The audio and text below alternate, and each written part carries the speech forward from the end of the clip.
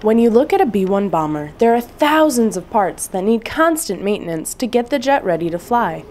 But if something were to go terribly wrong, one of those parts becomes much more important: the ejection seat.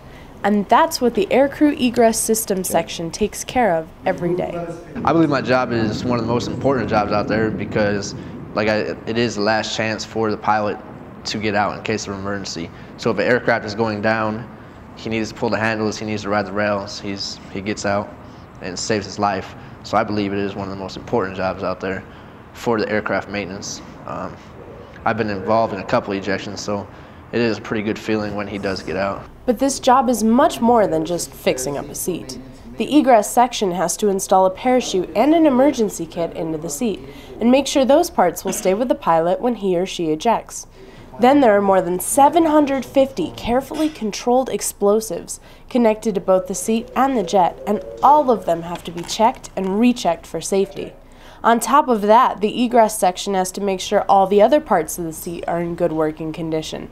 And that's just for one seat. These airmen have to make sure that all the ejection seats in every B-1 will work properly. And in this job, there is no room for mistakes. I have to be 100% on my job. I am the pilot's last chance for survival if everything else fails. So my job has to be done perfect to the T, no chance for errors, nothing. So it's a pretty important job.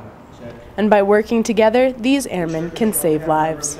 Reporting from Ellsworth Air Force Base, South Dakota, I'm Airman Kate Walker.